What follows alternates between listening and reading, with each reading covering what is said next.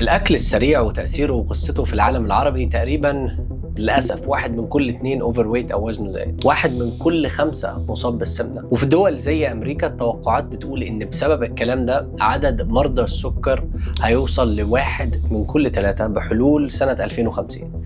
ولما نيجي لأطفالنا في الوطن العربي 1 من كل 3 من الأطفال اوفر ويت. وفي أمريكا تحديدا بتوصل لدرجة إن 3/4 السكان اوفر ويت بما يقارب 71%. وكل ده معظمه بيرجع لحاجة واحدة، نظام الأكل أو الأكل السريع. لو أنت نزلت الشارع شوية هتفهم ليه، ومع شوية بحث الصورة بتبقى أوضح. الموضوع مش صدفة، الشركات دي بنت نظام كامل حوالين الإدمان، كل حاجة محسوبة، الطعم، الألوان، الإعلان، السرعة والتكرار كمان، عشان تفضل راجع تاني وتالت. السكر مثلا بيشتغل على مخك بنفس الطريقة اللي بيشتغل بيها المخدرات، نفس مراكز المكافأة، نفس الإحساس. في فيلم وثائقي اسمه سوبر سايز مي، التجربة كانت إن شخص أكل سريع لمدة 30 يوم. التغيرات اللي حصلت كانت صادمة، صحته اتبهدلت في 30 يوم. والصدمة الأكبر إن عشان يرجع للطبيعي بتاعه أخد 14 شهر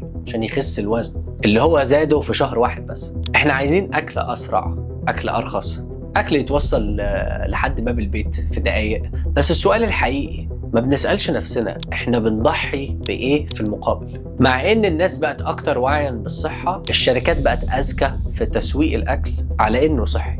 لما تيجي تبص لبعض الدول دلوقتي وتشوف الكارثة اللي وصلنا لها، تلاقي حوالي 80% من الأكل في أمريكا فيه سكر مضاف. فبدل ما أقول لك أضرار الأكل السريع وتأثيره على جسمك على المدى القصير والبعيد، هنرجع بالزمن ونفهم الموضوع من جذوره. هنشوف إزاي الأكل السريع بدأ كحاجة بسيطة وزي حاجة عائلية، يعني العيلة بتعملها مع بعض، وإزاي تحول لنظام كامل مبني على الإدمان وإنك ترجع له تاني. هنفهم الفرق بين الأكل اللي بيغذي جسمك فعلا والأكل اللي بيتسوق ليك إن هو صحي بس في الحقيقة هو بيحط جسمك في وضع نجاة. وهنشوف إيه اللي بيحصل جوه جسمك وعقلك بعد ما تاكل الأكل ده، وليه التعب والقلق وقلة التركيز بقى إحساس طبيعي عند ناس كتير. وفي الآخر هتفهم ليه الموضوع مش بس ضعف منك لإدمان الأكل السريع، لكن نتيجة نظام معمول ومرسوم عشان يستهلكك.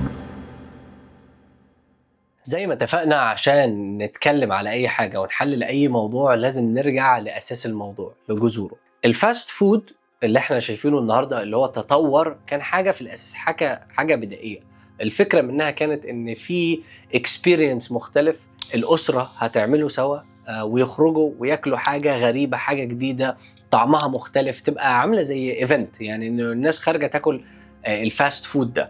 وبيبقى يعني كان مواكب برضو الناس بان الناس بره ومثلا بتتفسح او بتعمل اي حاجه، فمن السهل او المتاح ان والناس بتتفسح ان هي تروح تاخد الحاجه السريعه دي، ويبقى زي ما قلنا اكسبيرينس للاهل والاسره مع بعض. حتى زمان كان بيجي مثلا الاكل في العربيه، يعني حتى الاكسبيرينس او طريقه الاكل نفسها كانت مختلفه، فكان في مغزى وراها. طبعا احنا مش عارفين المغزى ده كان يعني صحي من الاساس ولا كان الموضوع متبرمج من زمان، اللي هي ازاي ندخل في سوق معين، ازاي نرسخ فكره معينه، ولكن ده كان اساس الموضوع. وده كانت في سنه 1940. وغير كده الفتره دي كان فيها تحول في طريقه حاجات كتير، يعني طبعا من ناحيه التكنولوجيا، من ناحيه طريقه الاكل والشرب والحاجات المتاحه والخدمات المتاحه. فتلاقي حتى ساعات اعلانات مثلا كتير بتتكلم على فطار معين الناس كلها بتفطر، وعشاء معين الناس كلها بتتعشى. وكان بدا الناس تتجه اتجاه اللي هو ايه الاسهل والاسرع اللي ممكن اعمله عشان يبقى الموضوع سلس يعني. فطبعا من هنا الموضوع اتجه، يعني اخد اتجاه تاني خالص. فطبعا لما الشركات دي لقت ان الناس معجبه بالموضوع وبقى زي اكسبيرينس، وقت كل مثلا ويك اند او كل فتره الاطفال يزنوا على الاهالي عشان الاهالي يروحوا ياخدوهم الاماكن دي، طبعا ده اكد حاجه مهمه جدا، ان دي حاجه هتبقى في المتناول، لان دي حاجه الناس عاوزاها وهيبقى فيها ديماند. فيقوموا عاملين ايه بقى؟ يبدا بقى يفكر، طب انا بدل ما اخليك تجيلي مره في الاسبوع او مره كل اسبوعين، ازاي اخليك تيجي كل يوم؟ ازاي اخلي الحاجه دي انت حاجه عاوزها كل يوم؟ هنا خبث الموضوع نفسه بيجي، لان الاكل نفسه معمول بطريقه معينه، الطريقه المعينه دي هدفها تخليك ترجع تاني لنفس المكان. يعني حتى لو فكرت ببساطه، الشيبس عامه، يعني كيس الشيبس ده، خلينا نبص على الكيس كده من خارجيا هو دعايه للي جوه الكيس. ممكن اللي جوه الكيس يبقى طعم وحش، بس هو في الاول انا بديك دعايه بحيث ان الحاجه دي كده بتلمع والكيس شكله يعني حلو كده يعني يديك احساس، والالوان تعمل لك اتراكشن. Delicious, flavorful, crunchy, simply irresistible. فغير ان انت مثلا الطعم بتاع الحاجه ممكن ما يعلمش معاك، لا ده صوتها وشكلها ممكن يعلم معاك. انت ممكن تروح تشتري الحاجه لمجرد ان هي شكلها حلو، الباكجينج شكله حلو. واكيد مننا كتير عارف الموضوع ده بسبب حتى الاي كوميرس. انت ممكن تشتري حاجه فوق حاجه تانية بسبب بس الصور بتاعتها. فالفيو او المنظر بتاع الحاجه بالنسبه لك بيأثر على اتخاذ القرار. بعد ما انت فتحت الكيس وكلته، لازم طبعا اول حاجه تدوقها هتبقى ليها افكت، والطعم بعد ما الحاجه تخلص ليها افكت تاني. بدليل انا كنت باكل السكريات دي وانا صغير، يعني كنت بحبها، بحب الشوكولاته والسنيكرز مش عارف ايه، ما كنتش غاوي اكتر يعني الموالح، بس كان ليا في السويتس، يعني بحب حاجات مسكره.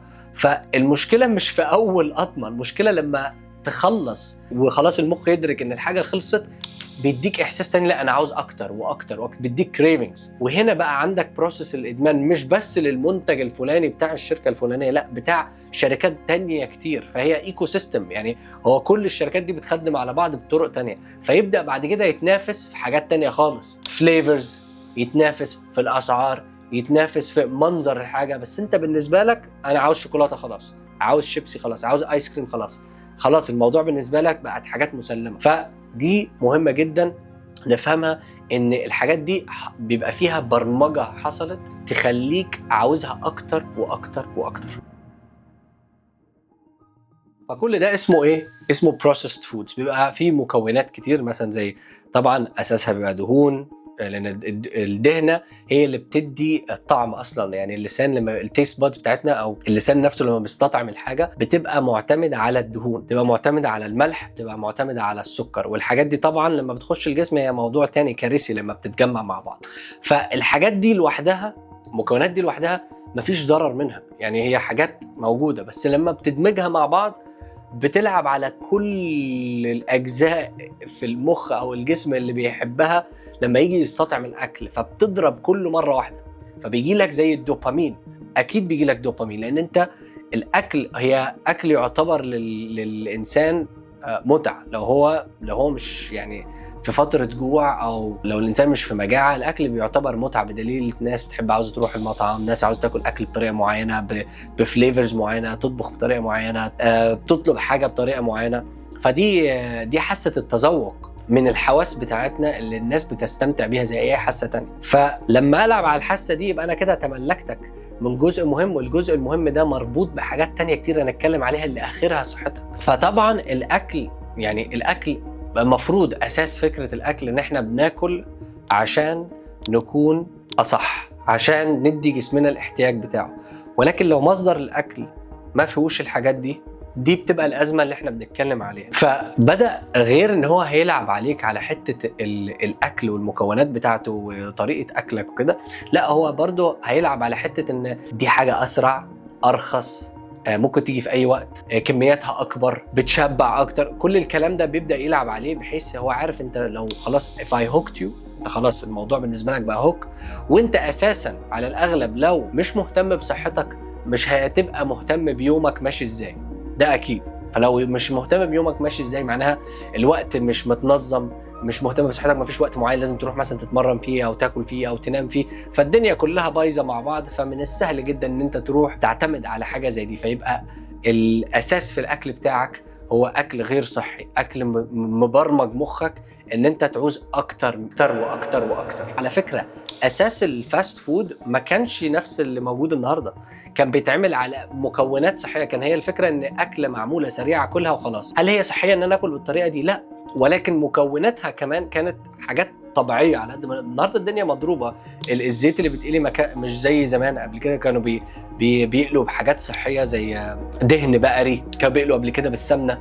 دلوقتي لا، انت بتاخد زيوت مهدرجه، طيب قبل كده ما كانش فيه سكر بينضاف، لا دلوقتي ما فيش اي حاجه هتتعمل من غير سكر مضاف. فكل الحاجات دي تغيرت. فطبعا مع التغيرات دي بيبقى فيه وعي للناس. فوعي الناس معناها ان الشركات لازم تبقى اذكى، فيجي يحط لك ليبل يقول لك زيرو فات او زيرو شوجر. طب ما عشان اديك حاجه صفر فات وصفر سكر واديك الطعم ده لازم حاجه تانية هتخش، اللي هي حاجه اديتيف او كيميكالز او حاجه اصطناعيه ما هيش حقيقيه. فمعناها في كيماويات بتتحط في الحاجات دي اكيد هتبقى مضره، لانها مش كل حاجه مش طبيعيه مضره، ولكن دي بتبقى مضره لان الايفكت اللي انت عاوزه مش هيجي الا بحاجه مضره. يعني انا مثلا كنت بعمل البطولات بتاعتي كنت ببقى عاوز اخس، فكان في دماغي بقى ان انا ايه لما هيبقى عاوز او يبقى عندي احساس ان انا اكل حاجه مسكره، لا انا عندي الدايت كوك، عندي البروتين بار ما فيهاش سكر. طبعا الفتره دي لاحظت ان انت كل ما بتاخد الحاجات دي كل ما بتعوز اكتر منها حتى وان انت شبعت. فحتى لو انا باخد حاجه صحيه فيها سكر مزيف، فيها نو كاربز، فيها نو فاتس، بروتين بس، بروتين بارز، بروتين بطعم الموكا، بروتين بطعم الشوكولاته، مش عارف ايه، لا تعتقد ان ده هو الحل. لا تعتقد ان الزيرو او الدايت كوك هي الحل ابدا، لان المكونات اللي فيها لسه بتلعب على نفس الباثواي بتاع المخ اللي هو انا عاوز حاجه مسكره. الاكل ببساطه خلاصته عشان يكون صحي مكوناته لازم تقل مش تزيد. اي حاجه مكوناتها زادت معناها هي engineered food او اكل متهندس. يعني ايه؟ يعني اكل مصنع بطريقه معينه عشان يدي طعم معين، مش غذاء معين، طعم معين، الطعم اللي يخليك ترجع تاخدها.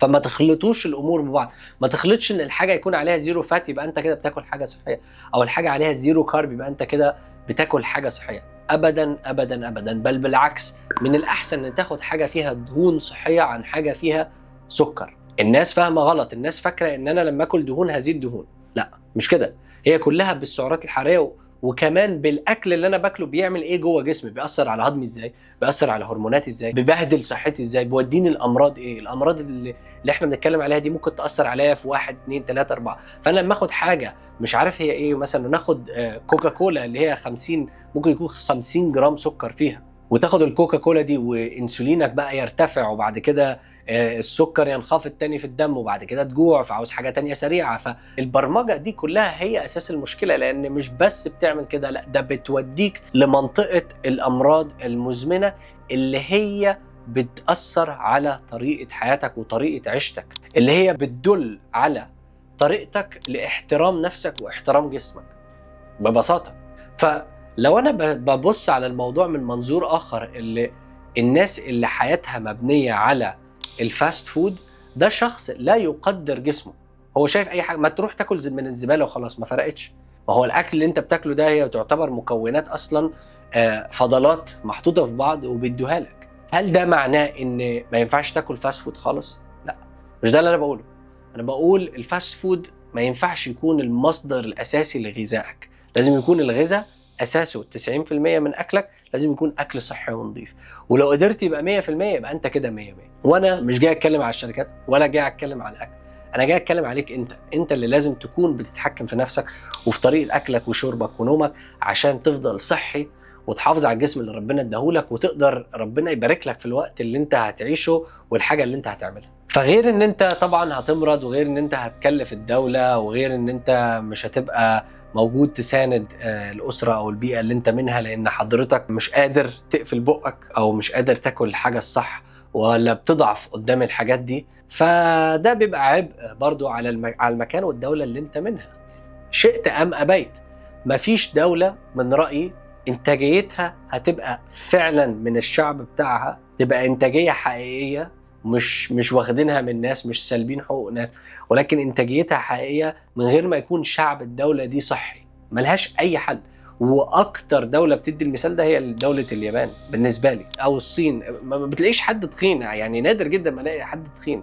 ممكن تلاقي حد اوفر بس مش زي اللي احنا شايفينه، لان الموضوع واضح. لو انا اكلي مش كويس ذهني مش هيبقى صافي، مش هأدي. فكل واحد ما بيحافظش على صحته هو عبء على المكان اللي هو فيه. من غير يعني احنا ما بنبصش عليها كده، بس دي الحقيقه للاسف، دي الحقيقه. هو عبء من ناحيه انتاجيه المكان، ولكن طبعا هو في ربحيه بتيجي من حته تانية، ومش دي اللي انا بتكلم عنها. خلاصة الفيديو هي ارجع للأساسيات. الأساسيات بسيطة، الأساسيات ما بتكلفش، والأساسيات بتزيدك صحة وبتزيدك بركة وبتزيدك عقل وبتزيدك فلوس. لأن الفلوس مش تيجي لو انت مش مركز، الفلوس مش تيجي لو ما عندكش انتاجية، الفلوس مش هتيجي لو انت مش متحكم في يومك ووقتك ومش بتحترم جسمك وعقلك. لان اي حاجة بتخش جسمك بتتحلل هتأثر على جسمك كيميكالي او فيزيكالي، وهيأثر على عقلك، وعقلك هيأثر على اتخاذك للقرارات وطريقة عيشتك للحياة اللي ربنا اداها لك، وبالتالي هتأثر على انتاجيتك. هي دايرة، فمش عاوزين نغني كتير في الدايرة دي، ولكن ارجع للأساسيات. مش بقول لحد اعمل دايت، مش بقول لحد اقطع تماما، لا، في بالانس. لو كل شخص قاعد مع نفسه وقاعد يفكر كده، هتلاقي ان من جواك انت عارف ايه الصح بس بتستعبط. فخلينا نبطل بقى استعباط، خلينا نواجه نفسنا ونتحدى نفسنا ونرجع للحاجات الأساسيات. وما تقعش في فخ ان انت عشان ترجع للحاجات الأساسيات ان انت لازم تصرف فلوس وتشتري حاجات ومكملات ومش عارف ايه عشان ترجع للأساسيات. ومن هنا بقول لكم في فيديو احنا اتكلمنا عنه مش يعني من فترة قريبة، بيتكلم على ازاي الصحة او الويلنس بقت بيزنس كامل. ممكن تشوفوا الفيديو ده، اللينك اهو، ولكن هي نفس الفكرة ونفس المضمون. اتمنى الفيديو ده يكون فاتكم، اتمنى تكونوا استمتعتوا، وشكرا لكم. هشوفكم في فيديو تاني.